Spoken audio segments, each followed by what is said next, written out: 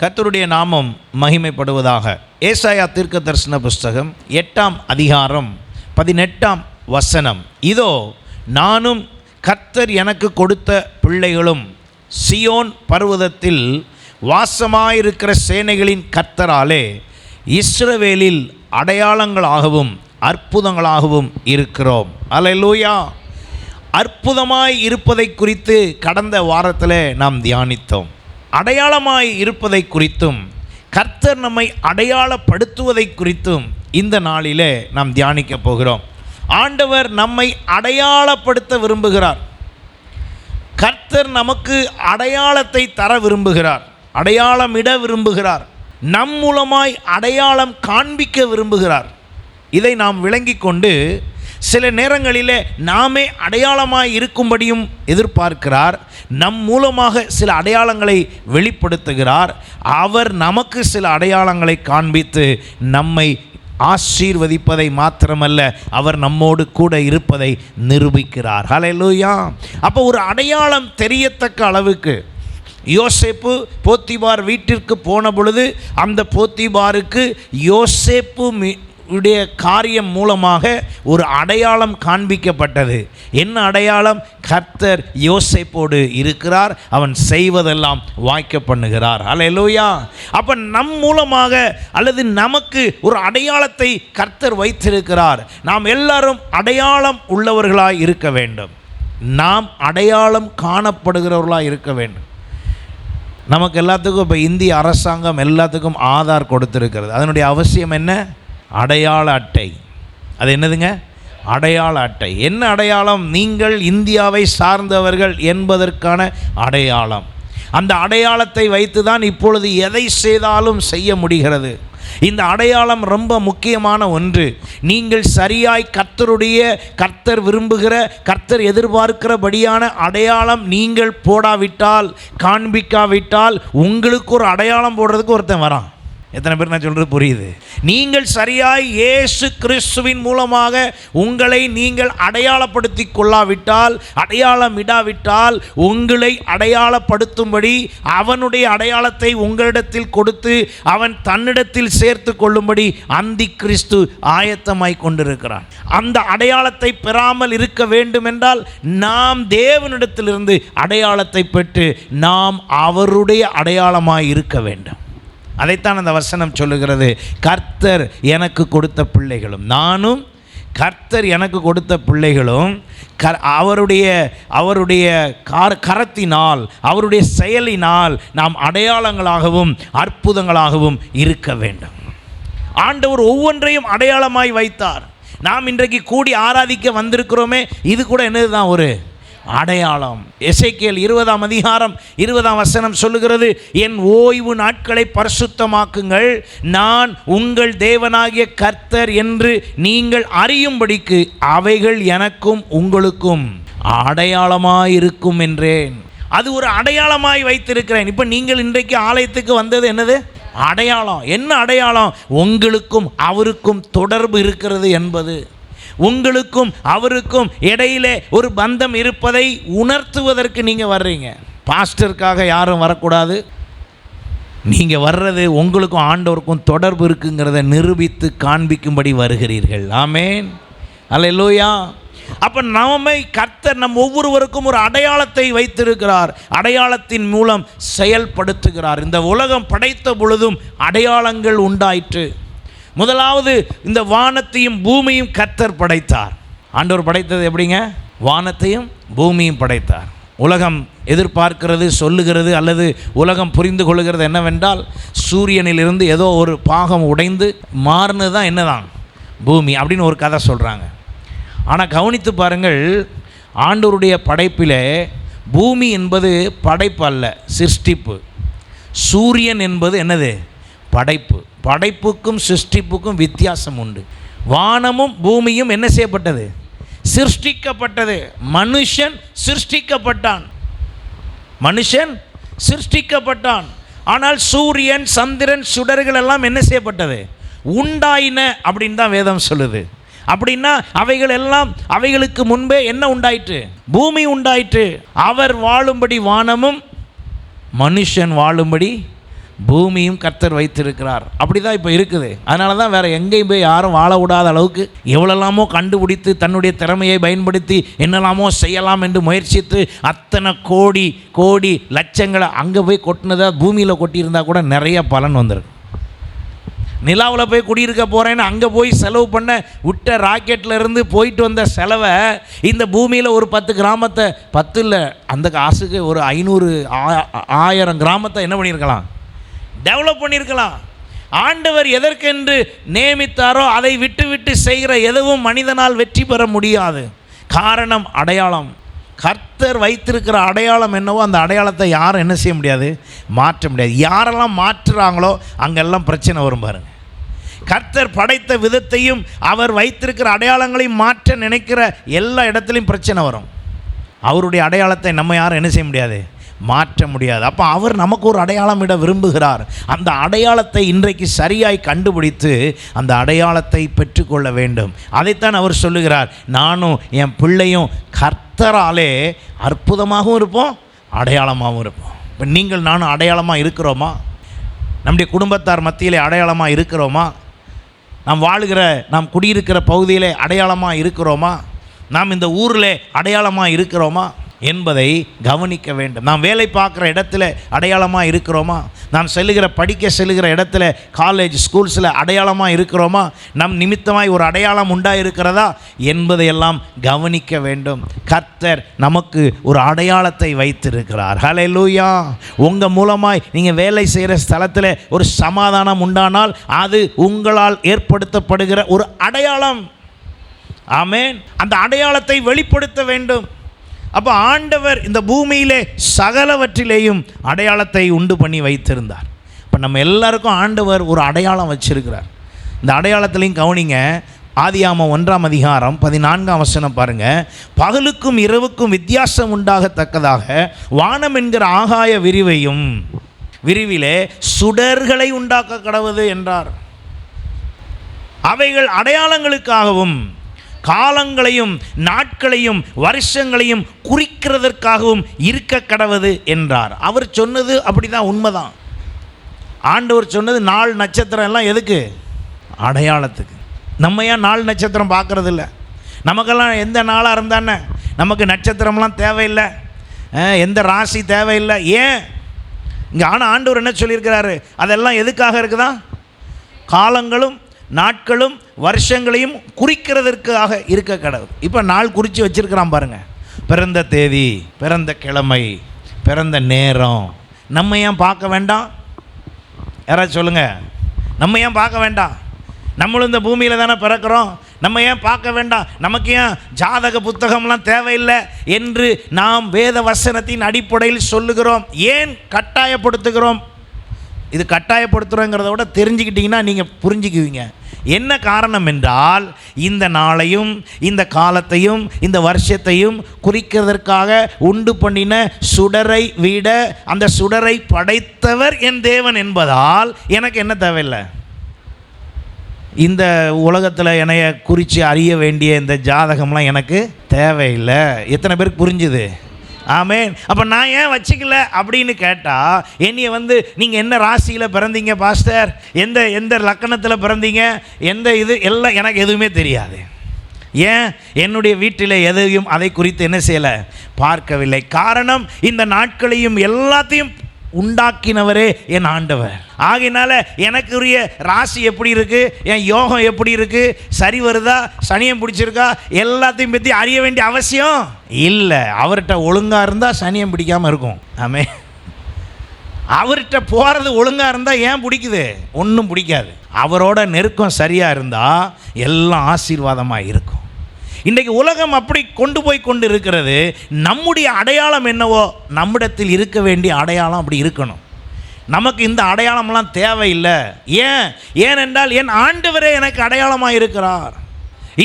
இந்த நாட்களும் நட்சத்திரங்களும் படைக்கப்படுவதற்கு முன்பே என் ஆண்டவர் வெளிச்சமாய் இந்த பூமியில் இருந்தார். முதல் நாள் படைப்பு வெளிச்சம் உண்டாக கடவுது. ஆனால் அந்த வெளிச்சத்தை மெயின்டைன் பண்ணுறதுக்காக அந்த வெளிச்சம் நிற்க வேண்டும். பகலில் ஆழ சூரியனை உண்டாக்கினது 4வது நாள் படைப்பில். அப்போ 3 நாள் என்ன ஆச்சு? 3 நாள் அங்கே வெளிச்சம் எப்படி இருந்துச்சுங்க? கர்த்தரே நித்திய வெளிச்சமாயிருப்பார். வெளிப்படுத்தின விசேஷத்தில் வாசிக்கிறோம், நியாய தீர்ப்பு நாள் வரும் பொழுது அங்கே கர்த்தரே, சூரியன் உனக்காக அஸ்தமிப்பதே இல்லை, சந்திரன் அங்கே இல்லை, காரணம் தேவையில்லை, அவரே எனக்கு நித்திய வெளிச்சமாயிருப்பார், அவர் தான் அங்கே எனக்கு இருப்பார். அந்த வெளிச்சத்தை நான் அடைஞ்சிருக்கிறனால இந்த விதமான இந்த நாள் நட்சத்திரம் குறித்து பார்க்குற விதத்தில் வருகிற எந்த ஆலோசனையும் எனக்கு தேவையில்லை, காரணம் அவரே எனக்குள் வாசம் பண்ணுகிறார். அந்த அடையாளம் வந்துருச்சா பாருங்கள். சும்மா நான் வந்தேன் போனேன்லாம் வரக்கூடாது, அடையாளம் வரணும். நம்முடைய அடையாளம் எப்படிப்பட்ட அடையாளம்லாம் இருக்கக்கூடாது பாருங்கள். லேவியராகமம் 19ஆம் அதிகாரம் 28ஆம் வசனம், செத்தவனுக்காக உங்கள் சரீரத்தை கீறி கொள்ளாமலும் அடையாளமான எழுத்துக்களை உங்கள் மேல் குத்தி கொள்ளாமலும் இருப்பீர்களாக. உங்கள் கை காலில் எங்கேயும் என்ன செய்யக்கூடாது, வரையக்கூடாது. உடம்பில் எங்கேயும் வரைஞ்சிலாம் வைக்கக்கூடாது. அந்த அடையாளம்லாம் நம்ம உடம்பில் வரக்கூடாது. அது என்ன சொல்வீங்க, டேட்டுவா? ஆமாம், டேட்டு டோட்டுலாம் வரக்கூடாது, நம்ம உடம்பில் இருக்கக்கூடாது. ஏன் இருக்கக்கூடாது? அதெல்லாம் நமக்கு அடையாளமாக வரக்கூடாது. அந்தப்பட்ட அடையாளங்கள் எல்லாம் நம்முடைய சரீரத்தில் வரக்கூடாது. இன்றைக்கு அநேக இடத்துல கவனிங்கள், பாம்பை தன்னுடைய சரீரத்தில் வரைந்திருக்கிறார்கள், பல இதெல்லாம் வரைஞ்சிருக்காங்க. சில பேர் முடி வெட்டும் போதே ஓரமாக 4 கோடை போட்டு வரைஞ்சிருக்கான். என்னெல்லாமோ அடையாளம் கொடுத்து பார்க்குறான். என்ன அடையாளம் கொடுத்து என்ன செய்ய? நீங்கள் கவனிச்சு பாருங்கள், பைக்கிலலாம் நிறைய போட்டிருக்கோம், மான்ஸ்டர்னு போட்டு ஒரு 3 கோடு போட்டிருக்கோம், இப்படி ஒரு மாதிரி இப்படி வளைஞ்சு. அது என்னது? 666. அது என்ன லெட்டர்? அது ஒரு மொழியிலே 1 2 எழுதுகிற எழுத்தினுடைய 6வது இலக்கம். அது 3 கோடு போட்டு வச்சிருக்கிறான், மான்ஸ்டர்னு எழுதியிருக்கான். பார்த்துருக்கீங்களா இல்லையா? சில பைக்கில் கார்லலாம் ஒட்டியிருப்பாங்க. எல்லாம் அடையாளம். இந்த அடையாளங்களில் வாழ்வதற்கு அல்ல கர்த்தர் நம்மை அழைத்தது. நம்ம உடம்பை கீறிக்கொண்டு எவனோ ஒருத்தனுக்காக அங்கே கையில் எழுதிக்கிறது. யார் அவர்? அவர் என்னுடைய ஹீரோ. யார் எந்த இதுவும் என்ன செய்யக்கூடாதான், இந்த அடையாளம்லாம் நம்ம உடம்புலே இருக்கக்கூடாதான். ஏன் ஆண்டவர் அதை சொல்லுகிறார்? காரணம், இது எல்லாம் வேதத்தில் சொல்லப்பட்ட விஷயங்களிலே அந்த அடையாளத்துக்குள்ளே அந்த ஏரியாவுக்குள்ளே போன இப்போ ரொம்ப லேட் ஆயிரும். அவர் சொல்லிட்டு தான் சொல்கிறாரு, நான் கர்த்தர், நான் இருக்கிறேன், நான் உன்னை அப்படி சொல்லலை, உன்னை கீரிக்குள்ளே சொல்லலை, உன் உடம்புல ஏற்படுத்த சொல்லலை. ஆனால் இன்றைக்கு நம்ம குளிர்ச்சிக்கு பாஸ்டர் இது போட்டால் குளிர்ச்சியாக இருக்கும்னு சில அடையாளம்லாம் என்ன செஞ்சுக்கிறோம், கலர் கலராக போட்டுக்கிறோம்.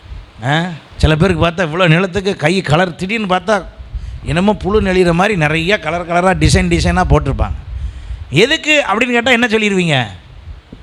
குளிர்ச்சி. அது போட்டால் குளிர்ச்சி. குளிர்ச்சின்னா தண்ணிக்குள்ளே 2 மணி நேரம் நில்லுங்க. காரணம் நமக்கு நிறையா இருக்குது. ஆனால் ஆண்டவர் சொல்லுகிறார், நீங்கள் என்னால் அடையாளம் பெறுங்க, உங்களுக்கு சில தேவையில்லாத அடையாளம்லாம் என்ன செய்யக்கூடாது, வரக்கூடாது. அப்படிப்பட்ட அடையாளம்லாம் வேண்டாம். தானியேலுடைய செயல் பாருங்க, அந்த ராஜாவுக்கு தானியேலின் தேவன் யாருன்னு தெரியாது. ஆனால் அவர் என்ன சொல்கிறார் பாருங்க, தானியேல் 6:27 தானியேலை சிங்கங்களின் கைக்கு தப்புவித்த அவரே தப்புவிக்கிறவரும் ரட்சிக்கிறவரும், அவர் சொல்கிறாரு, வானத்திலும் பூமியிலும் அடையாளங்களையும் அற்புதங்களையும் செய்கிறவருமாய் இருக்கிறவர் என்று எழுதினான். தானியேலுக்கு தான் தெரியும் அவங்க தேவன் யாருன்னு. ஆனால் தானியேலுடைய விசுவாசத்தை கண்டு தானியேல் அந்த ஊரில் தன்னை அடையாளப்படுத்தினதின் நிமித்தமாக அந்த ஊர் ராஜா எழுதுகிறான், தானியேலின் தேவன் யார் என்றால் அவர் அற்புதமும் அடையாளம் செய்கிறவர். உங்கள் மூலமாய் எத்தனை அடையாளம் உண்டாயிருக்கிறது? உங்கள் மூலமாக ஏதாவது அடையாளம் வந்திருக்குதா? நாம் நம் மூலமாக அடையாளத்தை வெளிப்படுத்தவில்லை என்றால் நாம் அவரோடு இருக்கிறோம் என்பதற்கான எந்த ஆதாரமும் இல்லை. அடையாளத்தை வெளிப்படுத்துவதற்குத்தான் சில வேளையில் வெள்ளை ட்ரெஸ் போட்டுக்கிறோம். ஏன் வெள்ளை ட்ரெஸ் போடணும்? அதை போட்டவொடனே பரிசுத்தவான்னு நினச்சிடக்கூடாது. அரசியல்வாதியும் வெள்ளை தான் போடுறான். ஊர்லேயே பெரிய ஊழல்வாதியும் என்ன தான் போட்டிருக்கான்? வெள்ளை சட்டை வெள்ளை பேண்ட்டு தான் போட்டுட்டு திரியிறான், வேஷ்டி தான் கட்டிட்டு திரியிறான். வெள்ளை அதன் அர்த்தம் அல்ல, அதனுடைய அடையாளம் தான் என்ன? நான் அப்படி போட்டுக்கொண்டு சபைக்கு வரும் பொழுது என்னை நான் சுத்தவானாக காண்பிக்க விரும்புகிறேன் என்பதற்கான ஒரு அடையாளம். சிலர் நகையெல்லாம் கலட்டி இருக்கிறீங்க, ஏன்? அது ஒரு அடையாளம் தான். அது என்னதுங்க? ஒரு அடையாளம். என்ன அடையாளம்? ஏனென்றால் எனக்கு கர்த்தர் தந்த ரட்சிப்பை விட அது சீப்பானது. என்னது? நான் போட்டிருக்கேன். எது இப்படி? அதை எப்படி பாஸ்டர் நீங்கள் அப்படி சொல்வீங்க? வசனத்தில் சொல்லு. நம்ம ஆள் உடனே முக்கியமான மேட்ருக்கு மட்டும் வசனம் இருக்கா? எடுங்க, ஏசாயா 61:10 எடுங்க. அடையாளத்தை கர்த்தர் எதிர்பார்க்கிறார் நம்மிடத்தில். நம்ம நிறைய நேரம் அவர்கிட்ட போய் அடையாளம் கேட்டுக்கிட்டு இருக்கோம். நான் உங்களை ரொம்ப நேசிக்கலாம்னா அதுக்கு நீர் என்ன அடையாளம் வச்சிருக்கீர்? நான் உங்களுக்காக வாழணும்னா எனக்கு ஒரு அடையாளம் சொல்லுங்க பார்ப்போம். அவர் சொன்னதை வச்சு நம்ம அடையாளமாக இருக்குமா? வாசிங்க, அந்த வசனத்தை வாசிங்க. வசனம் எப்படி போட்டிருக்கு பாருங்க. மணவாளன் ஆபரணங்களினால் தன்னை அலங்கரித்து கொள்கிறதற்கு. மணவாளன்னா யாரு? புது மாப்பிள்ளை. மாப்பிள்ளையுடைய அலங்கரிப்பு எப்படி இருக்கும்? சாதாரணமாக இருக்குமா? இப்போ நம்ம போட்டுக்கு வந்திருக்க எந்த ட்ரெஸ்ஸும் அந்த ட்ரெஸ்ஸுக்கு போட மாட்டோம். இப்போ நம்மெல்லாம் போட்டுட்டு வந்திருக்கிற உடை எதுவுமே என்றைக்கு போட மாட்டோம். அந்த மணவாளன்னு சொல்கிற அன்னைக்கு அந்த ட்ரெஸ்ஸெல்லாம், இந்த ட்ரெஸ்ஸை போட்டு கல்யாண வீட்டுக்கு யாராவது போவீங்களா? போக மாட்டோம். ஏன்னா அப்படின்னா என்ன அர்த்தம்னா ஒரு விசேஷம் பாருங்கள். அடுத்து என்ன சொல்லியிருக்குது? மணவாட்டி நகைகளினால் தன்னை சிங்காரித்து. சிங்காரித்துனா என்ன அர்த்தம்? நெத்தி சுட்டி, நெக்லஸ்ஸு, எனக்கு ஞாபகத்தில் வர்றதை சொல்கிறேன். டோலாக்கு, பெரிய செயின், சின்ன செயின், பெரிய செயின்னு போட்டு அளந்து அப்படியே அடிக்கிருக்கு. அடிக்கி கையிலலாம் போட்டு இங்கேருந்து இங்கே ஒன்றை போட்டு முடியில் ஒன்றை மாட்டி நெத்தியில் ஒன்று தோணுது. எல்லாம் போட்டு என்ன பண்ணுதான்? சிங்காரிச்சு நிற்கிது. ஆள் யார், நகை என்னன்னே தெரிய மாட்டேங்குது. கண்ணு 2, மூக்கு 2 மட்டும்தான் வெளியே தெரியுது, மற்றெல்லாம் அடைச்சிருக்கு. என்னதுங்க? சிங்காரித்து இருக்கிறோம். என்னது? அடையாளம். என்ன அடையாளம்? மணப்பெண். என்ன அடையாளம்? மணப்பெண். வசனம் என்ன சொல்லுது பாருங்க. ஒரு மணவாளனுடைய அலங்கரிப்புக்கும் ஒரு மணவாட்டியினுடைய சிங்காரத்திற்கும் ஒப்பாக. ஒப்பாகனா என்ன அர்த்தம்? அதை மாதிரி என்னத்தை கொடுத்துருக்காராம் பாருங்க. ரட்சிப்பின் வஸ்திரங்களை எனக்கு உடுத்தி நீதியின் சால்வையை எனக்கு தரித்தார். என்ன எஃபெக்ட் கொடுத்துருக்காரு பாருங்க. இப்போ சொல்லுங்க, அடையாளம் தானே? அப்போ திடீரென்று நான் சொல்லுகிறேன் எனக்கு இதெல்லாம் வேண்டாம். ஏன் வேண்டாம்? ஐயோ, அந்த சர்ச்சுக்கு போனால் நகையெல்லாம் போடக்கூடாது. அப்படிலாம் யாரும் எதையும் என்ன செஞ்சிடாதீங்க, கலட்டிடாதீங்க. அப்படி இல்லை. அடையாளம். என்ன அடையாளம்? நான் எனக்கு இந்த பூமியில் எனக்கு அலங்கரிப்பாய் நினைக்கிற இந்த அலங்கரிப்பை விட எது எனக்கு அலங்கரிப்பாக இருக்குது? ரட்சிப்பு அலங்கரிப்பாக இருக்கிறது. ஆகையினாலே நான் இப்படி வெளிப்படுத்த விரும்புகிறேன் அப்படின்னு நீங்கள் விரும்பினால், உங்களுக்குள் அந்த விருப்பம், உங்களுக்குள் அந்த அடையாளப்படுத்தல் ஏற்பட தோன்றினால் அழகாய் செய்யலாம், அடையாளப்படுத்தி காண்பிக்கலாம். அது கட்டாயத்தின் பேரில் அல்ல, அது உங்களுக்குள் ஏற்பட வேண்டிய அடையாளத்தின் வெளிப்பாடு. அல்லேலூயா. இதெல்லாம் என்ன காரணம்? ஆண்டவருக்குள் நான் பூரிப்பாய் மகிழ்ந்திருக்கிறேன் என்பதை வெளிப்படுத்துகிற ஒரு அடையாளம். அப்போ என்ன மூலமாக ஆண்டவர் எதை எதிர்பார்க்கிறார் என்றால் அடையாளத்தை எதிர்பார்க்கிறார். ஆனால் இயேசுகிட்ட வந்த நேரம்லாம் எல்லாரும் என்ன கேட்டாங்க? அடையாளம். அவரே சொல்றாரு, என்னைய பார்க்க வந்தாலே உங்களுக்கு அடையாளம் வேணுமே, அடையாளம் காட்டலைன்னா நம்ப மாட்டீங்களோ அப்படின்னு இயேசுவே கேட்கிறார் சீஷர்களிடத்தில். இன்றைக்கு நம் மூலமாக எத்தனை அடையாளங்கள் வெளிப்படுத்தப்படுகிறது, எவ்வளவு அடையாளங்கள் வெளிப்படுத்தப்பட்டு காண்பிக்கப்படுகிறது. நீங்கள் வேலை செய்கிற ஸ்தலத்தில் உங்களிடத்தில் அடையாளம் பார்க்க முடிகிறதா? கவனித்து பாருங்கள். உங்களிடத்திலும் நம்மிடத்தில் எல்லாரிடத்திலும் அடையாளம் காண்பிக்கப்பட வேண்டும். நம்முடைய சபை இந்த இடத்துல இருக்குன்னா நம்முடைய சபை ஒரு அடையாளமாய் என்ன செய்ய வேண்டும்? இருக்க வேண்டும். நாம் எல்லாரும் அடையாளமாக இருக்க வேண்டும். நமக்கு 1000 விஷயம் தெரியும், 1000 குணாதிசயம் இருக்கும், 1000 விஷயத்தில் தோணும்.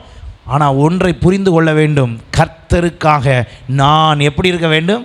அடையாளமாக இருக்க. வேறு அடையாளத்தில் விழுந்துடக்கூடாது, வேறு அடையாளம் நமக்கு வந்துடக்கூடாது, வர விட்டுறக்கூடாது, கவனமாக இருக்க வேண்டும். கவனிங்கள், வேதத்தில் ஒரு சில அடையாளத்தை குறித்து சொல்லி நாம் ஜெபிப்போம். நம்மை கர்த்தர் அடையாளமாய் மாற்றுவாராக. யாத்ராகமம் 4ஆம் அதிகாரம் 17ஆம் வசனத்தில் நீங்கள் அந்த பகுதியில் 4ஆம் அதிகாரத்தில் இருந்து நீங்கள் 7-8 அதிகாரம் வரைக்கும் நீங்கள் வாசித்து பார்க்கும் பொழுது, இஸ்ரவேல் ஜனங்களை மீட்பதற்காக ஆண்டவர் மோசையை தெரிந்து கொண்டார். மோசே 3வது நபர் அவங்க குடும்பத்தில். மோசைக்கு மேலே அவனுடைய அக்கா, அவனுடைய அண்ணன் ஆரோன் இருக்கிறாங்க. அவர்கள் மத்தியிலே மோசையை கர்த்தர் தெரிந்து கொண்டார்.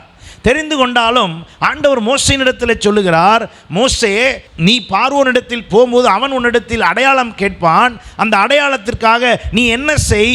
உன்னுடைய சகோதரனுடைய கோலை பயன்படுத்து, அதை அடையாளமாக்கிக்கொள். அப்போ ஆண்டவர் நம்மிடத்தில் இருப்பதை வைத்து, நம்மை வைத்து சில காரியங்களுக்கு அடையாளமாய் காண்பிக்க விரும்புகிறார். நாம் அதற்கு ஆயத்தமாய் இருக்கிறோமா? 17ஆம் வசனம் பாருங்க. இந்த கோலையும் உன் கையிலே பிடித்து கொண்டு போ, இதனால் நீ அடையாளங்களை செய்வாய். நம்ம மூலமா அடையாளம் வந்துகிட்டே இருக்கணும். என்ன அடையாளம் வரணும்? நான் கர்த்தராலே, ஆமென், எனக்குள்ளே கர்த்தராலே, என் மூலமாய் கர்த்தராலே, கர்த்தருக்காக கர்த்தர் என் மூலமாய் வெளிப்பட விரும்புகிறார் என்ற அடையாளங்கள் நம்மிடத்தில் இருக்க வேண்டும். அடையாளம் இடப்படவில்லை என்றால் வேறொரு அடையாளம் இடப்படும். ஏன் நான் அடிக்கடி அதை சொல்லணும்? காரணம், அந்த அடையாளம் நெருங்கி கொண்டிருக்கிறது. எந்த அடையாளம் நெருங்கி கொண்டிருக்கிறது? அந்தி கிறிஸ்துவினால் கொடுக்கப்பட போகிற அடையாளம் நெருங்கி கொண்டிருக்கிறது. பல இடத்துல அதற்கு முன்னோட்டமான வேலைகள் எல்லாம் செய்யப்பட்டு கொண்டிருக்கிறது. நெற்றியிலாவது வலது கையிலாவது என்ன செய்யப்படுமா? அடையாளம் இடப்படும். இன்றைக்கு அநேக இடத்துல மெடிக்கலுக்காக, மெடிசனுக்காக வலது பக்கம் இந்த இடத்துல ஒரு சிப் வைக்கப்படுகிறது. ஏன் வைக்க வேண்டும்? பேஷண்ட்டுடைய நிலை சில நேரம் அந்த ஷீட் மாறி போயிருதான், ரிப்போர்ட் மாறி போகுதான். காரணம் நம்மள்கிட்ட சொல்லுதாங்க. நம்மளுக்கும் நம்புகிற மாதிரி இருக்குல்ல. ஆமாங்க, நான் நெஞ்சு வலியில் வந்தேன், இன்னொருத்தருக்கு வயிற்று வலியாக இருக்கும், நீங்கள் வாட்டுக்கு ஏன் வயிற்று அறுத்துடக்கூடாது, ரிப்போர்ட் மாறி போச்சுன்னா மாற்றி ட்ரீட்மெண்ட் பண்ணிடக்கூடாது. இப்படி சொன்ன உடனே நம்ம என்ன செஞ்சுருவோம்? பயந்துட்டு அப்படியே உடனே ஒரு சிப்பை போடுங்க கையில். அதுவும் என்ன செய்தான் தெரியுமா? போய் நீங்கள் ஸ்கேனிங்கில் நின்ன உடனே ப்ரெஷர்லாம் பார்க்க வேண்டாம். எப்படி கொண்டாந்து எப்படி வருது பாருங்கள். ப்ரெஷர்லாம் நீங்கள் பார்க்க வேண்டாம். உங்கள் பிளட்டு என்ன விதத்தில் ஓடிட்டுருக்கு பார்க்க வேண்டாம். உங்கள் உடம்புல என்னென்ன டிசீஸ் வந்திருக்குன்னு பார்க்க வேண்டாம். காருக்கு ஒரு ஆப்ஷன் அப்படி தான் இருக்குது. காரை கொண்டே நிப்பாட்டினோடனே ஒரு ஒயரை போட்டு செக் பண்ணி அங்கே ஒரு கம்ப்யூட்டரில் பார்ப்பான். இந்த காரில் எங்கெல்லாம் இன்ஜினில் ரிப்பேராக இருக்குதுன்னு சொல்லி அது என்ன செஞ்சிடும்? காமிச்சிடும். அதை மாதிரி இந்த சிப்பை கொண்டு வந்து நிப்பாட்டினோடனே, ஆமாங்க, அங்கே எங்கே தொட்டு பார்க்குறதுக்கு ஒரே ஸ்கேனிங்கில் பார்த்துக்கங்க. நீங்கள் இந்த கையை கூட இப்படி வைக்க முடியாது, உங்களால் கரெக்டாக வைக்க முடியாது. ஆனால் இந்த கையை கரெக்டாக வைக்கலாம். எப்படி அடையாளம் பைபிள் போட்டிருக்கு பாருங்கள். இந்த கையை சும்மா இப்படி காட்டுறதுக்காக நீங்கள் திருப்பி பாருங்கள், உங்களால் கை ஒழுங்காக ஆப்ஷன் வராது. ஆனால் இந்த கையை கழிச்சு பாருங்கள், கரெக்டாக ஸ்கேனிங்க்கு நிற்கிற மாதிரி நிற்கும். இப்படி ஒன்று ஒன்றா அடையாளத்தை கண்டுபிடிச்சி பார்த்தீங்கன்னா வேதத்தில் அவ்வளோ அடையாளங்கள் இருக்கிறது. அப்போ அந்தி கிறிஸ்துவினுடைய காலத்தின் அடையாளம் நெருங்கி கொண்டு இருக்கும்போது நீங்களும் நானும் கிறிஸ்துவுக்கான அடையாளத்தை சரியாய் வெளிப்படுத்த வேண்டும். ஆமென். அப்போ ஆண்டவர் தன்னுடைய ஜனத்தை மீட்குவதற்காக அவர் அங்கே அனுப்பின பொழுது மோசேட்ட சொன்ன காரியம், அடையாளம் ரொம்ப முக்கியம். நீ அடையாளத்தை காட்டலைன்னா அவன் உன்ட்ட என்ன செய்ய மாட்டான்? நம்ப மாட்டான். அடையாளத்தை காமி. இன்றைக்கி நம்ம வேறு அடையாளத்தை போட்டிருக்கிறோம். பேரை பார்த்தா பைபிள் பேர், அடையாளம்லாம் பார்த்தாக்கா வேறு மாதிரி இருக்குது. அதான் சொல்லுவாங்க, பேர் பீட்ரு ஆனால் அடிக்கிறது கோட்ரு. என்ன செய்கிறது? அப்படி இருந்தால் என்ன செய்ய? ஒரு ஒரு ஒரு ஒரு அடையாளம் எப்படி இருக்குது? அடையாளம் சரி வருதா? ஒரு ஃப்ளோவுக்காக அப்படி சொன்னேன், பீட்டர்லாம் கோச்சிக்காதீங்க, ஒரு ஃப்ளோவுக்காக. அப்போது நிறைய நேரம் அடையாளம் எப்படி இருக்குது?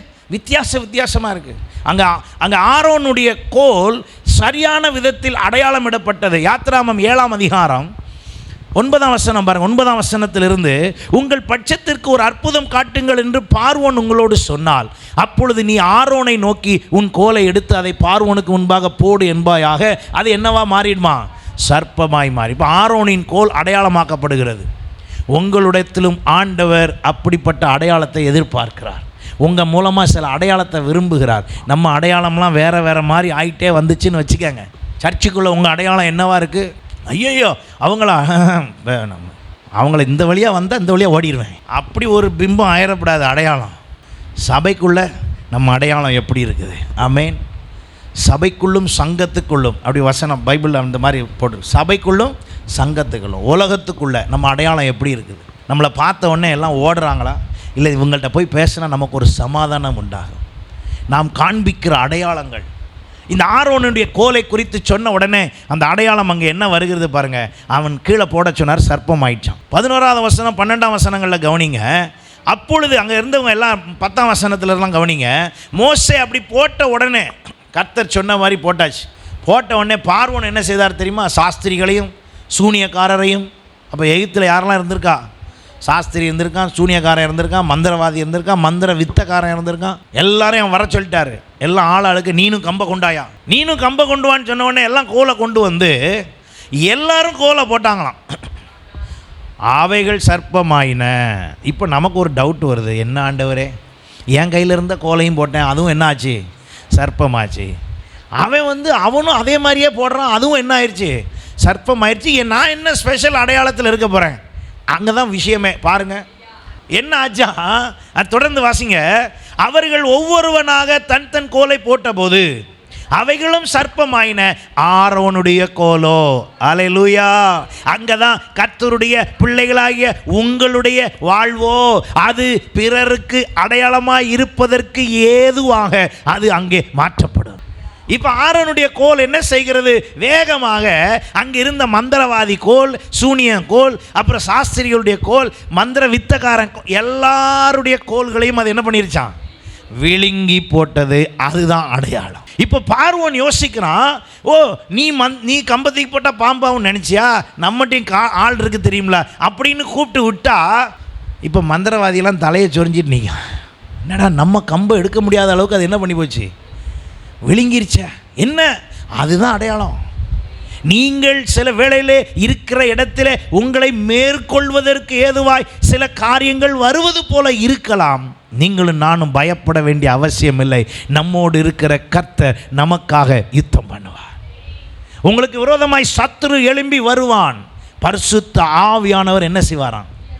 கொடி அசைப்பார். அவர் பார்த்துக்குவார். அதை நம்ம வேலை என்னது? அடையாளத்தை சரியாக காமி.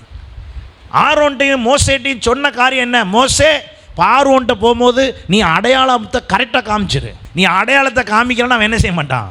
நம்ப மாட்டான். அந்த அடையாளத்தை காமிக்கிறதுக்கு தான் நீங்கள் கவனித்து பாருங்கள், 10 வாதை வந்தது. அந்த 10மே என்னது தான்? அடையாளம்.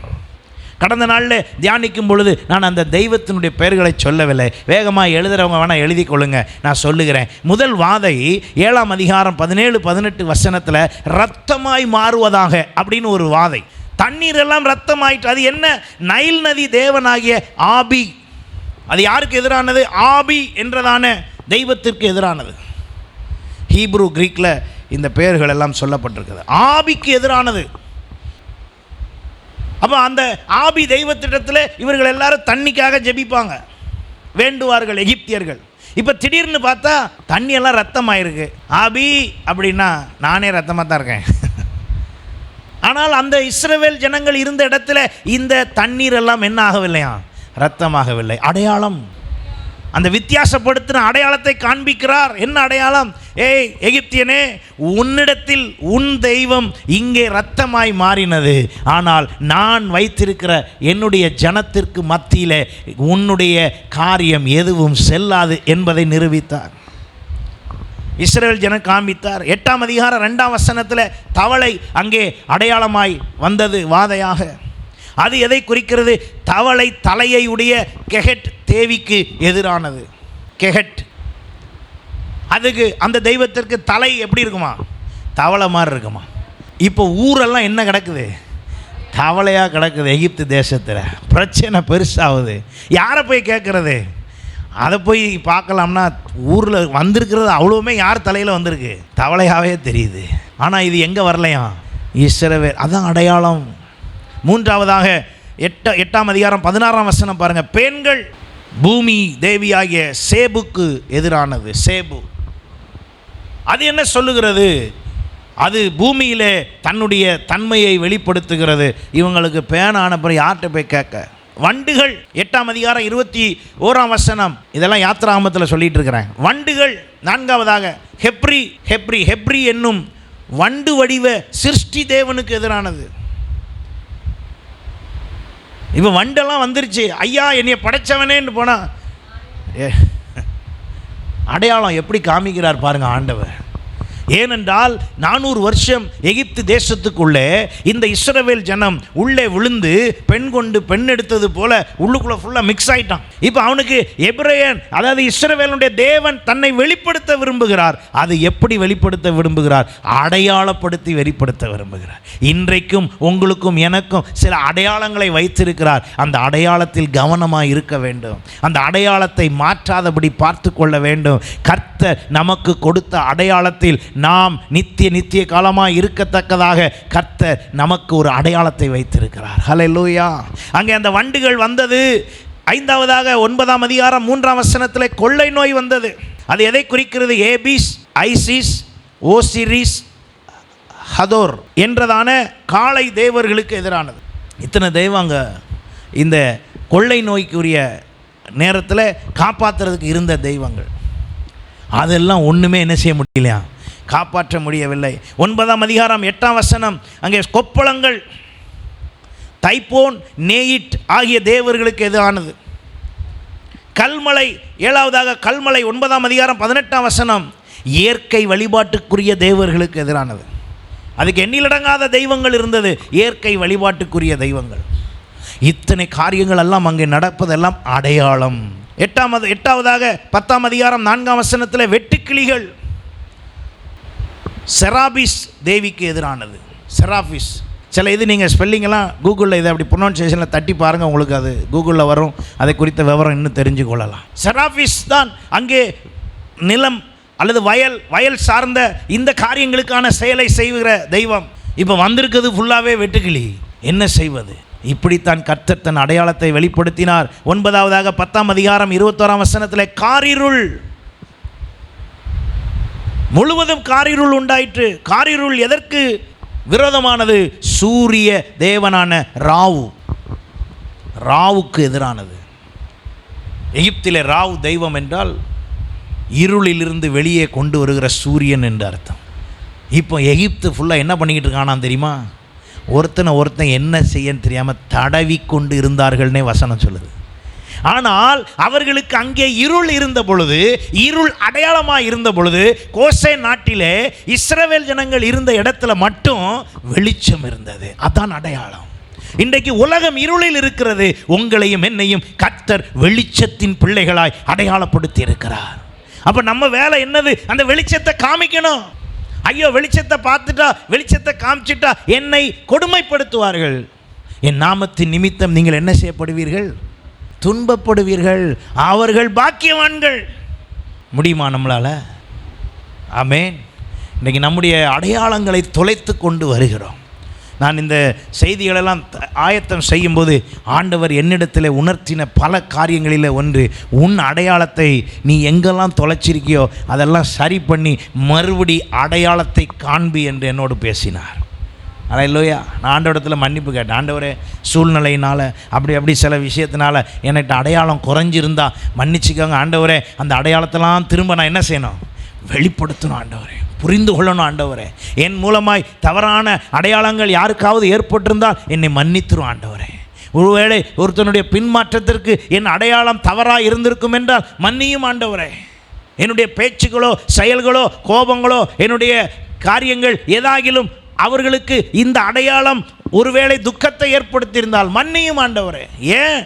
ஏனென்றால் அவர் அடையாளத்தை எதிர்பார்க்கிறார். நான் அடையாளத்தை காண்பிக்க வேண்டும். நான் வெளிச்சத்தின் பிள்ளையாக இருக்க வேண்டும் என்று எகிப்தியனுக்கு இருள் வரும்போது எனக்கு எதை கொடுக்குறாரு?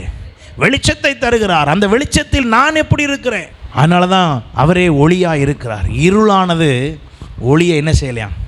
பற்றி கொள்ளவில்லை. நான் சரியாய் அடையாளப்படுத்தினால் இருள் ஒளியை பற்றி கொள்ளாது, ஒளி இருளை மேற்கொள்ளும். ஆமேன். அந்த அடையாளத்தை கர்த்தர் தந்திருக்கிறார். 10ஆவதாக கடைசியாக ஆண்டவர் காட்டின காரியம் 11ஆம் அதிகாரம் 5ஆம் வசனத்தில் சங்காரதூதன். சங்காரதூதனுடைய தன்மை வரும்போது என்ன? எகிப்தில் இருக்கிறதான ஆபத்தில் உதவக்கூடிய அனைத்து தெய்வங்களுக்கும் வணக்கம் ஏற்படுத்தப்பட்டது. ஆனால் எதுவும் அங்கே ஒன்றும் செய்யவில்லை. இன்றைக்கு ஆண்டவர் அடையாளப்படுத்த விரும்புகிறார். எகிப்தியர்களுக்கே பயம் உண்டாகத்தக்க அளவுக்கு எகிப்தின் தேவர்களுடைய தன்மையை விட, அந்த செயலை விட, அதனுடைய வல்லமையை விட, ஆதிக்கத்தை விட தேவன் அங்கே தன்னை வெளிப்படுத்தினார். ஹல்லேலூயா. அடையாளமாக வெளிப்படுத்தினார். அந்த அடையாளத்தை கண்ட பொழுது அத்தனை அடையாளங்களை ஏன் காண்பிக்க வேண்டும்? ஒரு அடையாளத்திலேயே கர்த்தர் விடுவித்திருக்கலாமே. ஆண்டவர் சொல்லுகிறார், முதல் அடையாளம், நீ பாம்பாக காட்டினாய் உன் கோலை. நீ பாம்பாக பார்த்த அந்த கோலை பார்த்து விழுங்கின உடனே பார்வோன் பயப்படுவான் என்றாலும் நான் அவன் இருதயத்தை என்ன செய்வேன்? ஏன்னா பத்தாது நம்ம ஆளுக்கு. இவ்வளவு செஞ்சு இன்னுமே பத்தலை. நமக்கே எவ்வளவு செஞ்சும் இன்னும் நமக்கு என்ன செய்யலை? பத்தலை. இப்பவும் நம்ம சில நேரம் ஆண்டவர்கிட்ட போய், ஆண்டவரே நீர் என்ன அந்த காரியத்துக்கு இன்னும் செய்யலை? செஞ்ச 400க்கு சிந்திச்சு பார்த்தா இந்த 401வது ஈஸியாக முடிஞ்சிடும். நம்ம நடந்தது, பேசுனது, சொன்னது, ஆண்டவர் ஏற்கனவே பண்ணதெல்லாம் மறந்துட்டோம். இன்றைக்கி உள்ள இந்த மேட்ருக்கு போய் ஆண்டவர்கிட்ட போய் கோவிச்சுக்கிட்டு அவர்கிட்ட போய் வேகமாக பேசிகிட்டு இருக்கோம். இல்லை, ஆண்டவர் நமக்கு சில அடையாளங்களை வைத்திருக்கிறார். ஹல்லேலூயா. அப்போ இந்த ஆரோனின் கோலை அங்கே ஆண்டவர் பார்வோனுக்கு முன்பு செய்தார். என்னாகுமோ 17ஆம் அதிகாரத்தில் நீங்கள் வாசித்து பார்ப்பீர்கள் என்றால், கலகக்காரர்களுக்கு முன்பு கர்த்தர் அந்த கோலை துளிர்க்க செய்தார். திடீரென்று 12 கோத்திரத்துக்கு முதன்மையாக இருப்பது யார்? 12 கோத்திரத்தை வழிநடத்துவது யார்? 12 கோத்திரத்துக்கான செயல்களை தீர்மானிப்பது யார்? கர்த்தரிடத்திலிருந்து 12 கோத்திரத்துக்கான ஆசீர்வாதங்களை செயல்படுத்தி வழிநடத்துவது யார் என்று ஒரு கேள்வி வந்த பொழுது, அங்கே யார் இருக்க வேண்டும் என்று சொன்ன பொழுது வாக்குவாதம் உண்டாயிற்று. அந்த வாக்குவாதங்களினால் மரணங்கள் ஏற்பட்டது. அந்த வாக்குவாதங்கள் தேவனுக்கு விரோதமாய் எழும்பினபடினால் கர்த்தர் அநேகரை அடித்தார். அநேகர் செத்து போனார்கள். இப்போ மோசேயின் இடத்தில் ஆண்டவர் சொல்லுகிறார், எல்லா கோத்திரத்துக்கும் ஒரு கோலை எடுத்துகிட்டு வர சொல்லு, நான் முடிவு பண்ணுவேன்னு சொல்லு, நான் அதுக்கு அடையாளத்தை காமிப்பேன்னு சொல்லு, அங்கீகரித்த அடையாளத்தை நான் காமிக்கிறேன்னு சொல்லு அப்படின்னு சொல்லி 11 கோல் வந்துருச்சு. லேவி கோத்திரத்துக்கு மட்டும் 10ஆம் வசனம் பாருங்கள். அப்பொழுது கர்த்தர் மோசேயை நோக்கி, ஆரோனின் கோல் அந்த கலகக்காரருக்கு விரோதமான அடையாளமாயிருக்கும் பொருட்டு அதை திரும்பவும் சாட்சி பெட்டிக்கு முன்னே கொண்டு போய் வை. இப்படி அவர்கள் எனக்கு விரோதமாய் முறுமுறுத்ததை ஒழிய பண்ணுவாய். முறுமுறுத்து எல்லாம் செத்துக்கிட்டு இருக்கான். எல்லா கோத்திரம் என்ன சொல்லுதுன்னா, நான் தான் தெரியுங்களா, நான் தான் தெரியுங்களா, நான் தான். ஆண்டவர் சொல்லுங்க பாரு, நீ நான் தான் முடிவு பண்ணும் யாருன்னு. ஆண்டவர் அதான் சொல்லி, எவனுக்கு கொடுக்க நான் சித்தமாக இருப்பேனோ அவனுக்கு, யார் மீது இரக்கமாக இருக்க சித்தமாக இருப்பேனோ அது ஏன் வேலை. இரக்கமாக இருக்கணும்னு நடிக்கலாம் வேண்டாம். நீ என் மேலே அன்பாயிரு, நான் இரக்கமாக இருப்பேன். ஆமென். ஆண்டவர் தெளிவாய் பேசுகிறார். உங்களுக்குள்ள முறுமுறுத்து சண்டை போட்டு உங்களை நீங்களே அழித்து கொள்ள வேண்டாம். சில முறுமுறுப்புகள் உங்களை என்ன செய்து விடும்? அழித்து விடும். உங்கள் சமாதானத்தை கெடுத்து விடும். அதெல்லாம் விடக்கூடாது. யார் என்ன சொல்ல மைண்டை ட்விஸ்ட் பண்ணாலும் நான் ஸ்டெடியாக இருக்கணும். அந்த அளவுக்கு நான் ஸ்ட்ராங்காக இருக்கணும். இல்லை அவங்க பேசுனாங்க குழம்பிட்டேன், இவங்க பேசுனாங்க குழம்பிட்டேன், அவங்க பேசுனாங்க மனக்காயம் ஆயிடுச்சு. யார் பேசுனதும் என்ன பண்ணாலும், யார் என்ன பண்ணாலும் கிறிஸ்துவுக்குள்ளே தைரியமாய் திடமாய் அத்திமரம் துளிர் விடாமல் போனாலும், என்ன நடந்தாலும் சரி, என்ன இழந்தாலும் சரி, நான் கர்த்தருக்குள்ளே எப்படி இருக்கேன்? மகிழ்ச்சியாக இருக்கேங்கிற எல்லைக்குள்ளே வந்துடணும். அது இல்லைனாக்கா எல்லாம் எல்லாரும் பேசுகிறதும், எல்லாரும் பார்க்குறதும், எல்லாரும் முறைக்கிறதும் எல்லாம் நமக்கு என்னவாக இருக்கும்? கசப்பாக போயிடும், வேதனையாக போயிடும். சொந்தக்காரங்க சும்மா 2 பேர் அங்கே தூரமாக நின்று பேசிக்கிட்டு இருப்பாங்க. நம்ம வந்ததை பார்த்துட்டு பேசியிருப்பாங்க. இங்கே நம்ம முடிவு என்ன தெரியுமா சொல்லும்? நம்மளை தான் பேசிக்கிட்டு இருக்காங்க, நம்மளை தான் 2 பேர் பேசிக்கிட்டு இருக்கான். நீங்கள் இந்த தீர்மானத்தை மாற்றி பாருங்கள், நீங்கள் சமாதானமாக இருப்பீங்க. நீங்கள் வாட்டுக்கு ஜாலியாக போயிட்டுருப்பீங்க. உங்கள் மனசுக்குள்ளே இப்படி விட்டதுனால தான் நிறையா குழப்பம். அதாங்க, நம்மளே சில முடிவுகளுக்குள்ளே வந்து நமக்கு நம்மளே நல்லா சீவி, நல்லா எடுத்து, நல்லா குத்தி, நமக்கு நாமளே காயத்தை உண்டாக்கி வச்சுருக்கோம். இல்லை, கர்த்தர் கொடுக்குற அடையாளம் எப்பொழுதுமே எங்குமே குறைந்ததாக இல்லை. ஹல்லேலூயா. இப்போ முறுமுறுப்பு, கலகம், பிரச்சனை அங்கே ஏற்படுது. யார் முதல்வன் அப்படிங்கிறது மாதிரி, யாரை முன்னித்தியாக வைக்கிறது, எந்த கோத்திரம் தேவனுடைய காரியத்தை செய்யணும். அப்போ அங்கே மோசேட்ட சொன்னார், எல்லாத்தையும் கொண்டு வந்து வைக்க சொல்லு, லேவி கோத்திரத்துக்காக மட்டும் ஆரோனுடைய கோலத்துக்கு அங்கே வச்சிரு. லேவி கோத்திரத்தில் யார்கிட்டையும் கோல் இல்லை. இந்த லேவி கோத்திர கோலுக்காக யாருடைய கோலை வச்சிரு? ஆரோனுடைய கோலை வச்சிரு. இப்போ ஆரோனுடைய கோல் அங்கே எழுதப்பட்டு வச்சாச்சு. ஆரோன் கோலில் என்னென்னு எழுதியிருக்கு? லேவி கோத்திரம் அப்படின்னு எழுதியிருக்கு. எழுதி அங்கே வச்சாச்சு. 8ஆம் வசனம் பாருங்கள். மறுநாள் மோசே சாட்சியின் கூடாரத்துக்குள் பிரவேசித்த போது, 6-7 வசனங்களில் இதெல்லாம் சொல்லப்பட்டிருக்கு. முதல் வசனத்தில் இருந்து 8ஆம் வசனத்தில் அங்கே உள்ளே போய் பார்த்தபோது லேவியின் குடும்பத்தாருக்கு இருந்த ஆரோனின் கோல் என்ன செய்ததான்? துளிர்த்திருந்தது. ஹல்லேலூயா. கர்த்தர் உங்களை உங்கள் குடும்பத்தின் நடுவில், உங்கள் சொந்த பந்தங்கள் நடுவில், நீங்கள் அவமானப்பட்டிருக்கிற இடத்துல, நீங்கள் உங்களை உதவாது என்று சொன்ன இடத்துல தான் உங்களை துளிர்த்து விழ விரும்புகிறார், உங்களை எழுப்ப விரும்புகிறார்.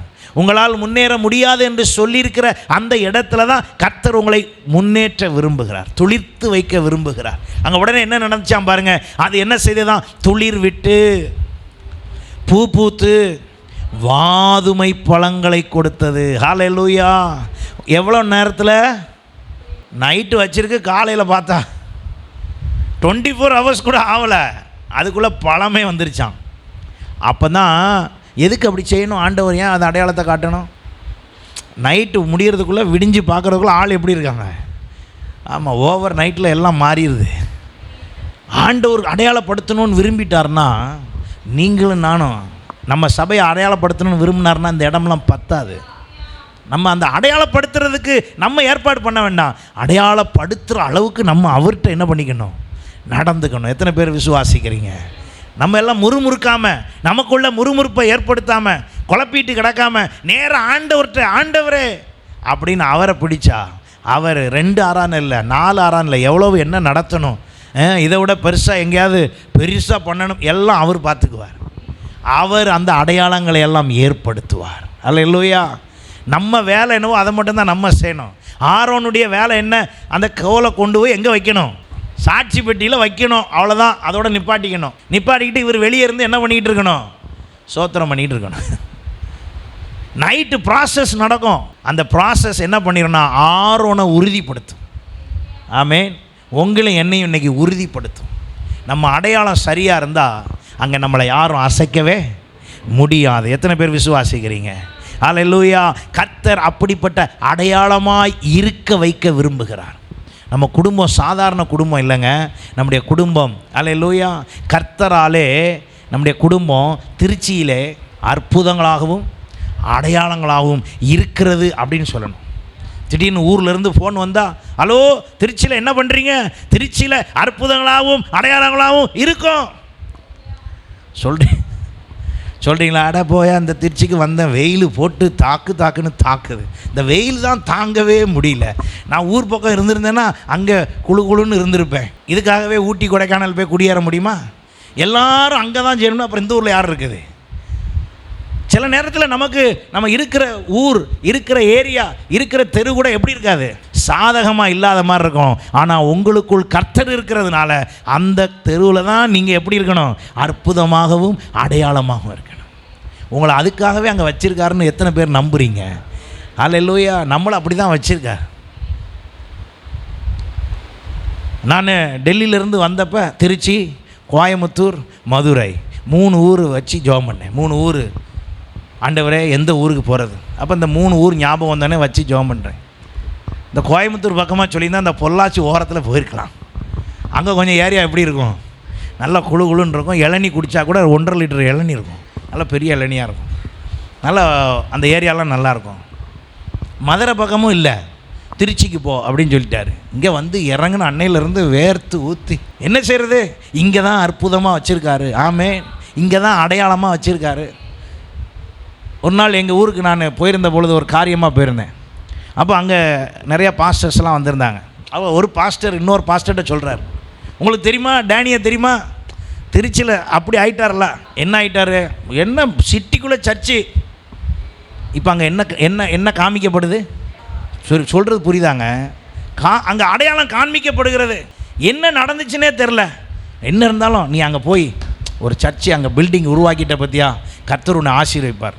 சில போதர்கள் பார்க்கும்போது சொல்கிறது, அது எதை வெளிப்படுத்தி காமிக்கிறது, அடையாளத்தை வெளிப்படுத்தி. இன்னும் அடையாளம் என்ன, அந்த சர்ச்சில் 1000 பேர் இருக்காங்க அப்படி சொன்னால் அது அடுத்த அடையாளம். ஆமேன். இப்போ பில்டிங் அடையாளம், அடுத்த அடையாளம் என்னது, ஆத்தும அடையாளம். ஆமேன். கர்த்தர் அதை செய்வார். உன் நம்பிக்கை வீண் போகாதென்று இந்த வருஷம் சொல்லும்போது, இந்த வருஷம் டிசம்பர் முடியும் போது இடம் கொள்ளாத மட்டும் கர்த்தர் தருவார். எத்தனை பேர் விசுவாசிக்கிறீங்க? இப்படி நிமிஷத்தில் வலை போட்ட இடத்துல இல்லாத இடத்துல ஆண்டவர் மீனை கொண்டு கொடுக்க முடியும்னா, ராமுழுதும் போட்ட ஆண்டவரே, ஐயோ 20 வருஷமாக இங்கே தான் இருக்கேன் ஆண்டவரே, வரல தானே, ரைட், நான் சொல்கிற மாதிரி செய். ஏன்னா சில நேரம் அவர் வலது பக்கம்கார, நம்ம இடது பக்கம் போட்டுறோம். அவர் இடது பக்கம் சொல்லும் போது நம்ம வலது பக்கம் போட்டுக்கிட்டு இருக்கோம்.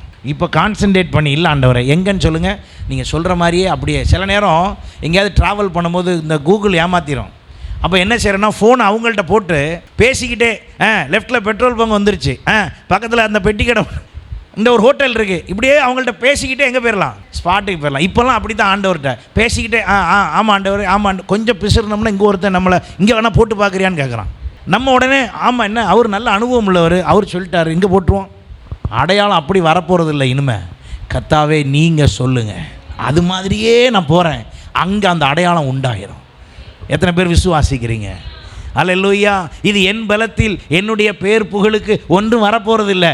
கர்த்தர் கிரியை செய்தால், வசனம் சொல்லுகிறது, ரட்சிக்கப்படுகிறவர்களை அனுதினமும் கர்த்தர் சபையிலே, சத்தமாக சொல்லுங்க, சேர்த்தார்னு அர்த்தம் என்ன? நான் கூட்டிகிட்டு வரேன்னு அர்த்தம். இது நான் சொல்கிறது எப்படி? சேர்த்தார்னா அவர் கூட்டிகிட்டு வருவாராம், அதான் அடையாளம். ஆமேன். அந்த அடையாளத்துக்கு பிரயாசப்படுறோமா? அந்த அடையாளத்துக்கு ஜெபிக்கிறோமா? அந்த அடையாளம் தான் உண்டாக போகிறது. கர்த்தர் அதை செய்ய போகிறார். அப்போ ஏன் மூலமாக ஒரு அடையாளம் வச்சிருக்கிறார்? நம்ம எல்லார் மூலமாகவும் ஒரு அடையாளம் வச்சிருக்கிறார். அந்த அடையாளம் என்னவா இருக்க போகிறது என்றால், யாத்திராகமம் 12ஆம் அதிகாரம் 13ஆம் வசனம் பாருங்கள். அந்த கடைசி சங்காரதூதன் வரும் பொழுது அங்கே சொல்லப்பட்டது, நீங்கள் இருக்கும் வீடுகளில் அந்த ரத்தம் உங்களுக்கு எப்படி இருக்கும்? அடையாளமாக இருக்கும். சங்காரதூதனுக்கு யார் நல்லவன் கெட்டவன்லாம் தெரியாது. சங்காரதூதனுக்கு யார் கர்த்தருடைய பிள்ளை வேற பிள்ளைலாம் தெரியாது. ஒரே அடையாளம்தான்.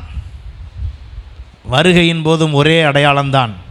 உங்களுக்கும் எனக்கும் இயேசுவின் இரத்தத்தினால் கழுவப்பட்டோம், சுத்திகரிக்கப்பட்டோம், மீட்கப்பட்டோம் என்ற அடையாளத்தை தவிர வேறு ஒரு அடையாளம் நமக்கு இல்லை. ஆமேன். இந்த அடையாளம் மட்டும்தான் இருக்கிறது. இன்றைக்கி நிறையா பேருக்கு ஜெபம் பண்ணின ஜெபத்துக்கு பதில் கொடுப்பதற்கு தேவ தூதனை அனுப்பி கர்த்தர் பல பேருக்கு ரிசல்ட் கொடுத்துட்டாரு. ஆனால் அவன் தான் திரும்ப போயிட்டான். என்னன்னு கேட்டால், அவர் சொல்லி அனுப்பின அடையாளம் நிறையா பேர்கிட்ட இல்லை. அவர் சொல்லி அனுப்பின அடையாளம் இல்லாதனால கொண்டு வந்த ஆசீர்வாதத்தை என்ன செய்ய முடியாமல் போச்சு? கொடுக்க முடியாமல் போச்சு. நாம் இன்றைக்கு ஆண்டவரிடத்தில் ஒப்பு கொடுத்து, ஆண்டவரே நீர் எதிர்பார்க்கிற அடையாளத்தில் நான் மாறுகிறேன். எத்தனை பேர் ஒப்பு கொடுக்குறீங்க? நீங்கள் எதிர்பார்க்கிற அடையாளம் என்கிட்ட வந்துடணும் ஆண்டவரே. நான் சும்மா ஊர் உலகத்துக்கு காமிக்கிறதுக்கான அடையாளத்தில் வாழ விரும்பவில்லை. உலகம் என்னை சொல்ல வேண்டும் என்பதற்கான அடையாளத்தை நான் காண்பிக்க விரும்பவில்லை. நீங்கள் எதிர்பார்க்கிற அடையாளம் என்கிட்ட வரணும் ஆண்டவரேன்னு நம்ம சொல்லுவோம். அல்லேலூயா. இப்போ ஆண்டவராகிய இயேசு கிறிஸ்துவினுடைய ரத்தம் அப்படித்தான் நமக்கு இருக்கிறது. இஸ்ரவேல் ஜனம் வாசல்லையும் யார் வந்தா? சங்காரதூதன் வந்தான். நியாய தீர்ப்பு யார் வாசலுக்கும் வரப்போகுது? நம்ம வாசலுக்கும் வரப்போகுது. பாஸ்டர் வீட்டுக்கும் வரப்போகுது. அல்லேலூயா. பாஸ்டர் வீடுனோடனே நியாய தீர்ப்பு வராதுன்னு நினச்சிடாதீங்க. நியாய தீர்ப்பு எல்லா வீட்டுக்கும் எல்லாருக்கும் வரப்போகிறது. அந்த நியாய தீர்ப்பு வரும் பொழுது நீங்களும் நானும் சரியான அடையாளத்தில் இருந்தால் அவரோடு கூட எடுத்துக்கொள்ளப்படுவோம். அடக்கம் பண்ணி வைத்திருக்கிறவர்கள் கூட கிறிஸ்துவுக்குள் அவர்கள் மரித்தார்கள் என்ற அடையாளம் இருந்தால் அவர்கள் எழுந்திருப்பார்கள் என்று வேதம் சொல்லுகிறது. அவர்களும் எழுந்திருப்பார்கள், நாமும் அவர்களோடு கூட மறுரூபமாக்கப்பட்டு செல்லுவோம். எத்தனை பேர் அந்த அடையாளத்தோடு வாழ்கிறீங்க? ஆமென். நீங்கள் ஆண்டவரிடத்தில் சொல்லுங்கள், ஆண்டவரே எங்களுக்கு அந்த அடையாளம் உண்டாகட்டும். கர்த்தர் சித்தமானால் இரத்தத்தின் அடையாளம், இயேசுவின் இரத்தம் எப்படிப்பட்டது, அந்த இரத்தத்தினால் வருகிற ஆசீர்வாதம் என்ன என்பதை வேத பாடத்தில் இந்த 2 நாட்களில் பார்ப்போம். அல்லேலூயா. அப்போ என்னிடத்தில் ஏற்பட வேண்டிய இந்த அடையாளங்களை நான் சரியாய் காண்பிக்கும் பொழுது கர்த்தர் அதை பார்க்கிறார். இப்போ ஆண்டவர் என்ன அடையாளம் போட விரும்புகிறார்? எசேக்கியேல் 9ஆம் அதிகாரம் 4, 5, 6 வசனங்களை வாசிக்கும் போது அங்கே சொல்லப்பட்டிருக்கிறது, கர்த்தர் அவனை நோக்கி, நீ எருசலேம் நகரம் எங்கும் ஊடுருவ போய் அதற்குள்ளே செயல்படுகிற சகல அருவருப்புகளின் நிமித்தம் பெருமூச்சு விட்டு அழுகிற மனிதனின் நெற்றியில் என்ன போடு?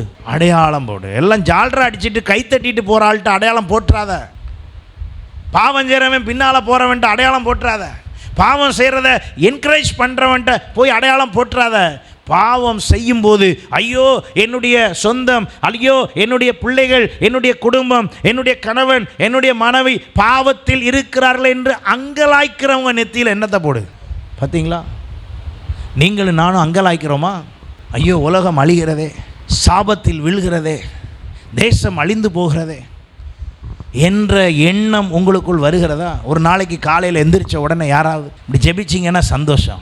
காலையில் எந்திரிச்ச உடனே, ஆண்டவரே என் எதிர் வீடு நரகம் போயிருமே, என் சொந்த வந்தவனா நரகத்துக்கு போயிருமே, என்னை ரட்சித்தது போல் நச்சிங்க ஆண்டவரே. ஜெபம் வருதா உங்களுக்கு? வந்தால் உங்கள் மேலே அடையாளம் விழும். ஆமென். அந்த ஜெபம் வருதா? நான் சொன்ன இந்த ஜெபத்துக்கு எவ்வளோ நேரம் ஆகிடப்போகுது? 1/4 நிமிஷம் கூட ஆகலை. ஆஃப்டர் ஆல் ஒரு 1/4 நிமிஷம் ப்ரேயர். ஆண்டவரே நான் குடியிருக்கிற இந்த தெருவில் இருக்க எல்லாரும் ரட்சிக்கப்படணும் ஆண்டவரே. டெய்லி சொல்லுங்கள். எப்படி ரட்சிப்பு? அது அவர் வேலை. அது யார் வேலை? ரட்சிப்பு கர்த்தருடையது. வசனம் என்ன சொல்லுதுங்க? ரட்சிப்பு நீங்கள் எத்தனை பேர்கிட்ட சொன்னீங்க? வந்தாங்களா? நீங்கள் உங்கள் பலத்தில் சொன்னதுனால வரல. நீங்கள் என்ன செய்யணும்? ஆண்டவரே நான் சொல்கிறேன், நீங்கள் அவங்கள என்ன பண்ணிவிடுங்க. நம்ம என்ன நினைக்கிறோன்னா, நான் சொன்னதை நம்பி அவங்க வந்துடணும், நான் சொன்ன மாதிரி உடனே வந்துடணும், நான் சொன்னதை அவங்க உடனே ஏற்றுக்கணும். அப்படிலாம் நடக்காது. நம்ம வேலை சொல்கிறது, ஆனால் சொல்கிறதுக்கு முன்னால் செய்ய வேண்டிய வேலையை செய்யணும்ல. சொல்கிறதுக்கு முன்னால் என்ன சொல்லணும்? ஆண்டவரே நான் இன்றைக்கு இந்த நபரிடத்தில் போய் நான் என்ன செய்ய போகிறேன்? உண்மை சொல்ல போகிறேன். நான் சொல்லும் பொழுது சொல்லுவதற்கு ஏற்ற வார்த்தையும் தாரும். நான் சொல்லிட்டு வந்த பிறகு ரட்சிப்பு உம்முடையது, நீங்கள் அவங்கள என்ன செஞ்சிருங்க? ரட்சித்து. தீர்ப்பு யார் செய்யணும்? அவர் செய்யணும். முடிவு அவர் செய்யணும். நம்ம எல்லா முடிவையும் நம்மளே கேட்டு கூப்பிட்டு பார்த்தேன் பாஸ்டர் வரல, இனிமேலாம் அந்த வீட்டு பக்கம் போகவே கூடாது. நானும் 50 தடவை கூப்பிட்றேன், வரமாட்டுக்காங்க. நீங்கள் உங்கள் பலத்திலே கூப்பிட்டதுனால வரல. நான் சொல்கிறது எத்தனை பேர் புரிஞ்சுக்கிறீங்க? அல்லேலூயா. நம்ம வேலை இல்லை, நம்ம என்ன அடையாளப்படுத்தணுமோ அதான். அப்போ நான் பெற்றுக்கொள்ள வேண்டிய அடையாளம் பாருங்கள், என் நெத்தியில் ஆண்டவர் அடையாளமிட விரும்புகிறார். என் நெற்றியில் இந்த அடையாளம் வரவில்லை என்றால் வேதத்தின்படி 666 அடையாளம் நெத்தியில் வந்துடும். எந்த அடையாளம் வரலன்னா, எனக்காக பரிதவிக்கிற, எனக்காக பரிந்து பேசுகிற, எனக்காக பெருமூச்சு விட்டு அழுகிற மனிதனுடைய நெற்றியிலே அவர் போட வேண்டிய அடையாளம் இல்லாத நெற்றிகளிலே சங்கார தூதனைப் போல வரப்போகிறதான அந்தி கிறிஸ்துவினுடைய அடையாளமாகிய 666 போடப்படும். அது எங்கே பாஸ்டர் இருக்குது? வெளிப்படுத்தின விசேஷம் தெளிவாக இருக்கிறது. அவனுடைய லக்கம் 666. அது எங்கே போடுவாங்களாம்? நெற்றியிலாவது அதனுடைய வலது கையிலாவது அதனுடைய அடையாளம் இடப்படும். இன்றைக்கி நீங்களும் நானும் அந்த அடையாளத்தை பெற போகிறோமா, இல்லை ஆண்டவர் போடுகிற அடையாளத்தை பெறுகிறோமா? கர்த்தரால் அடையாளப்படுத்தப்பட வேண்டும். 13ஆம் அதிகாரம் 16ஆம் வசனத்திலிருந்து, தங்கள் தங்கள் வலது கைகளிலாவது நெற்றிகளிலாவது ஒரு முத்திரையை பெறும்படிக்கு, அதாவது அடையாளத்தை பெறும்படிக்கு, அந்த மிருகத்தின் முத்திரையாவது, அதன் நாமத்தையாவது, அதன் நாமத்தின் லக்கத்தையாவது தரித்து கொள்ளுகிறவன் தவிர வேறு ஒருவனும் கொல்லவும் விற்கவும் கூடாதபடிக்கு செய்தது. அதாவது அந்த கார்டு, அந்த நம்பர், அந்த படம் இல்லைன்னா உங்களுக்கு கடையில் பொருள் வாங்கவே முடியாது. இதனாலே ஞானம் விளங்கும். அந்த மிருகத்தின் லக்கத்தை புத்தியுடையவன் கணக்கு பார்க்க கடவன். அது மனுஷனுடைய லக்கமாக இருக்கிறது, அதனுடைய லக்கம் போட்டிருக்கா. ஆமாம், இடையில வந்தே பாரத்னு ஒரு ட்ரெயினில் மதுரையிலேருந்து வந்தேன். அந்த ட்ரெயின் நம்பர் 666. பார்த்துட்டு ஐயோ அந்த ட்ரெயின் நம்பர் என்னதுங்க? ஆமாம், சந்தேகம் இருந்தால் போய் போட்டு பாருங்கள். 20666 நினைக்கிறேன். 666 பார்த்தேன்.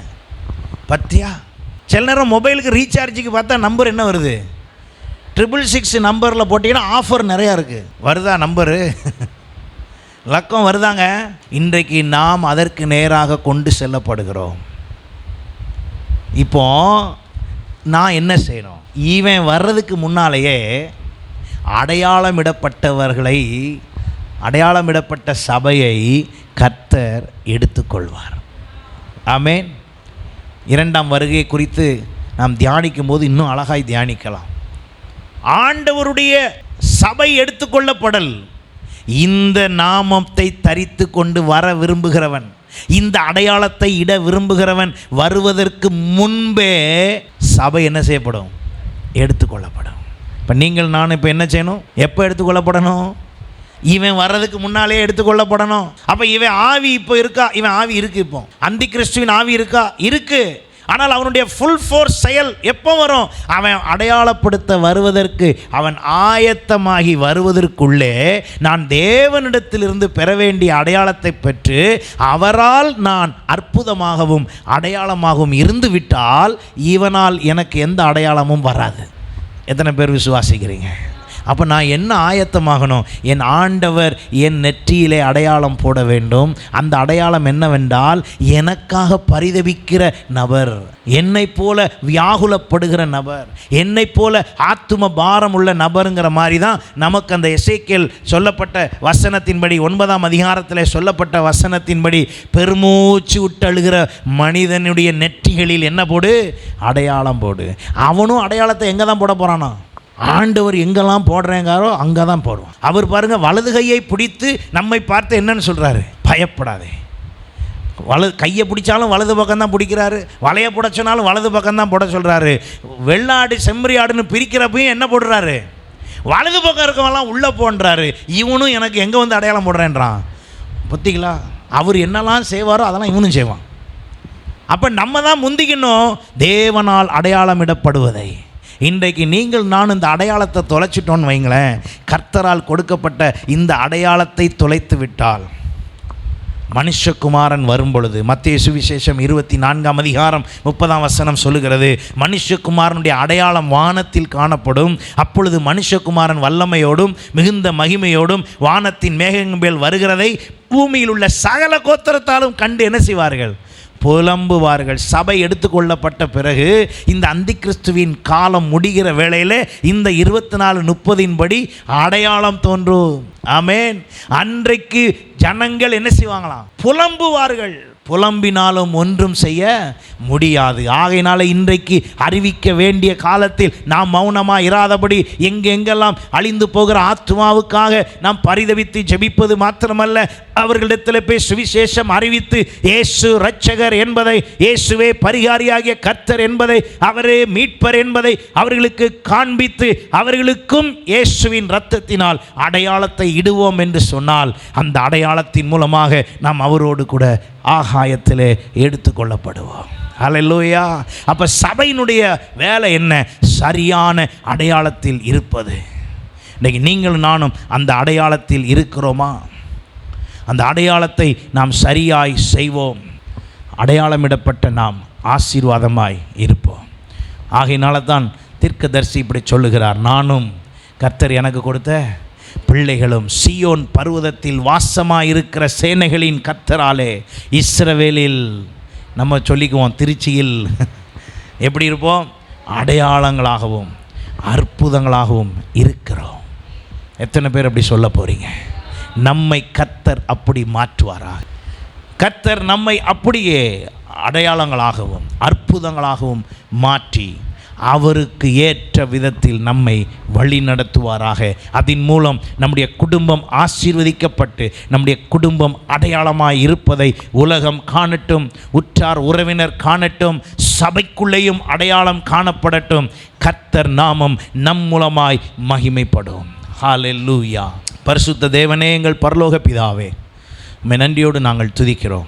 எங்கள் மூலமாய் நீர் அடையாளத்தை எதிர்பார்க்கிறீர். நாங்கள் அநேகருக்கு அடையாளமாய் இருக்க விரும்புகிறோம். அற்புதங்களாகவும் அடையாளங்களாகவும் இருக்க விரும்புகிறோம். எங்களை அடையாளப்படுத்தும் ஆண்டவரே.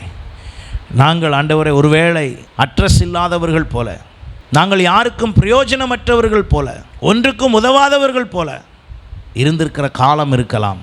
ஆனால் உம்மை ஏற்றுக்கொண்ட நாங்கள் உம்மால் அடையாளப்படுத்தப்பட்டு மேன்மை அடைய, உம்மால் அடையாளப்படுத்தப்பட்டு முன்னுரிமை பெற, உம்மால் அடையாளப்படுத்தப்பட்டு அநேகருக்கு முன்பு சாட்சியாய் வாழ எங்களுக்கு கிருபை தரும்படி நாங்கள் ஜெபிக்கிறோம். உம்முடைய அடையாளத்தை கண்டு ஆண்டவரே, எங்களுக்கு எதிராய் வருகிற சத்துரு விலகி ஓட உதவி செய்யும். என்னுடைய குடும்ப வாழ்க்கையில் சமாதானத்தை கெடுக்க வரும்படி எத்தனித்து கொண்டிருக்கிற அந்த பிசாசினுடைய கிரியைகளை நாங்கள் உம்மோடு இருக்கிற உமக்காய் வெளிப்படுத்துகிற அடையாளத்தை கண்டு ஓடி போவானாக. எங்களுடைய பிஸ்னஸ், வருமானம், கையிட்டு செய்யும் பிரயாசங்களில் எதிராய் சத்துரு கிரியை செய்கிற, அதிகாரிகள் கிரியை செய்கிற, எதிராய் எழும்பி நிற்கிற எந்த கிரியைகள் ஆனாலும் நீர் எங்களோடு இருக்கிறதையும் எங்கள் மூலமாய் எங்களுக்காக காரியங்களை செய்கிறீர் என்ற அடையாளங்களை அதிகாரிகள் கண்டு விலகி ஓட உதவி செய்யும். எதிராய் நிற்கிறவர்களுக்கு முன்பு நீர் கொடி அசைத்து சத்துருக்களை வீழ்த்தும்படி நாங்கள் ஜெபிக்கிறோம். ஆண்டவரே இயேசுவே, எங்களை அடையாளப்படுத்தும். எங்கள் மூலமாய் நீர் அடையாளமாய் மாறும்படி நாங்கள் ஜெபிக்கிறோம். கர்த்தாவை, தொடர்ந்து உம்முடைய நாமத்தை நாங்கள் மகிமைப்படுத்துகிறோம். ஒவ்வொரு குடும்பத்தும் அடையாளமாய் மாறட்டும். இந்த சபையின் அடையாளமாய் மாறட்டும். ஒவ்வொரு குடும்பத்துக்குள்ளும் அந்த அடையாளம் உண்டாவதாக என்று சொல்லி நாங்கள் ஜெபிக்கிறோம், ஒப்பு கொடுக்கிறோம். கர்த்தாவே, நீர் ஆசீர்வதியும், பலப்படுத்தும். இயேசுவின் மூலம் ஜெபங்களும் நல்ல பிதாவே, ஆமென். ஹல்லேலூயா. கர்த்தர் தாமே உங்கள் ஒவ்வொருவரையும் ஆசீர்வதிப்பாராக. உற்சாகமாய் உங்களுடைய காணிக்கை தசமபாகங்களை செலுத்துங்கள். அது தேவனுடைய ராஜ்யத்துக்கும் சபையினுடைய செயல்பாடுகளுக்கும் அது ஆசீர்வாதமாக இருக்கும். கர்த்தர் உங்கள் ஒவ்வொருவரோடு கூட இருப்பாராக. ஒருவரை ஒருவர் வாழ்த்தி செல்லுங்கள். God bless you.